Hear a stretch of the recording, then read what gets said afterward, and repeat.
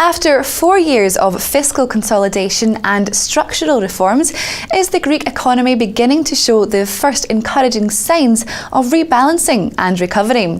Athanasios Vamvakidis is with me down the line to discuss. Athanasios, Greece will get 2 more tranches of €1 billion each in the following months, although the disbursements will hinge on the government meeting specific conditions. The Eurozone say they won't give a further bailout unless Greece asks, that they are hopeful while remaining cautious. Do you think Greece is on the right track? I think indeed this time we can see that Greece is on the right track. Macroeconomic indicators have improved.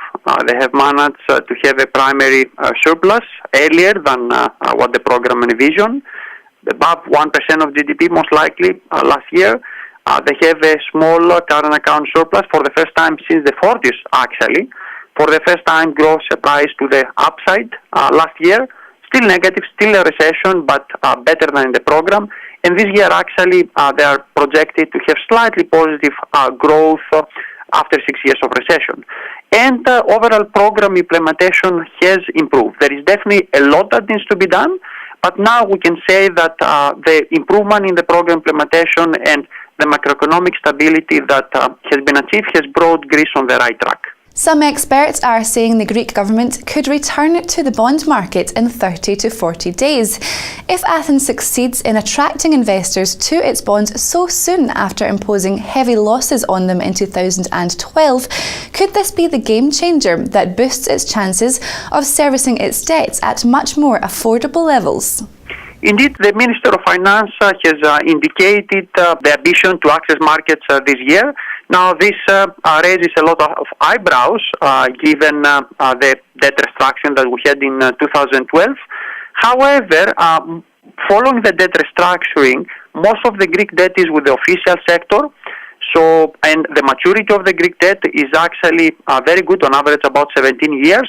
Debt servicing costs are much lower than the Eurozone average. So although the debt level is high, market conditions have been improving because of the special characteristics of the Greek debt.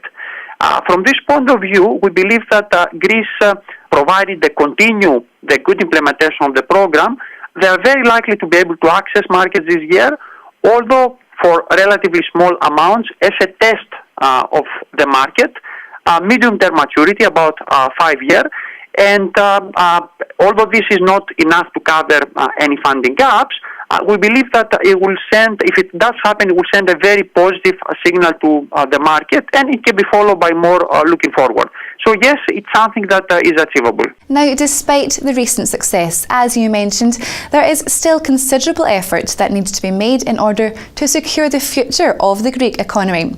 Some say the greatest danger to an eventual economic turnaround in democracies is political, given that unemployed and underemployed people are frustrated and still unhappy.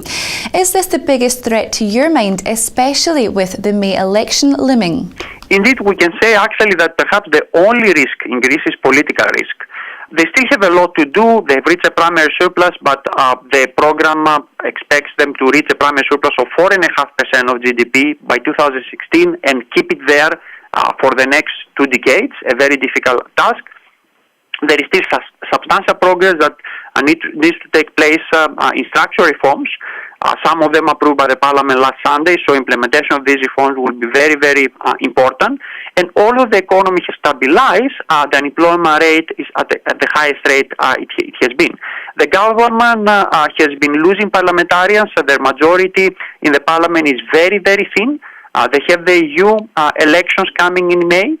The polls suggest that the government is neck to neck actually with the main opposition, the left party of Syriza.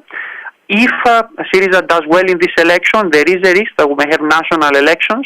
Even if the government survives, there is a presidential election early next year, which might trigger a national election. And if there is another election, there is always the question mark if, regardless of who wins, how they will be able to form a coalition government that will continue implementing the necessary reforms.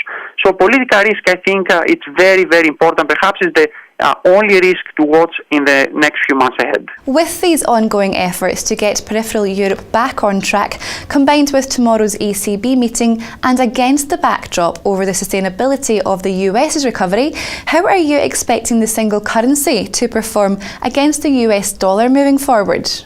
Definitely the strong euro is not helping Greece and the rest of the periphery. Actually, for the last 1.5 years, all the improvements that have been doing in improving their competitiveness through internal devaluation has been more than offset by the strength of the euro. The ECB, we believe, most likely will remain on hold tomorrow, but risks for unconventional policies this year have increased.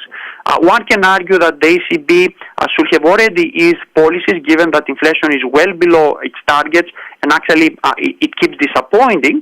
However, we believe we're at a threshold that, given that the next step for the ECB is in the unconventional territory, it is a very difficult threshold for them. So they want to wait for more data, but we believe if in the next 2 to 3 months inflation keeps disappointing, they will have no choice but to ease further and go into unconventional territory. So this suggests that in the short term the euro may continue being supporting as the ECB is on a wait-and-see mode. But if inflation continues disappointing and the ECB eases policies, particularly as we see US data improving and the Fed continue tapering, we may see a weaker euro dollar. Thanos, thank you so much for your time today. Well, viewers, that's all from me for the moment, but make sure you tune in for Deirdre McDermott's press review looking at new care packages for Ukraine from the US. Goodbye for now.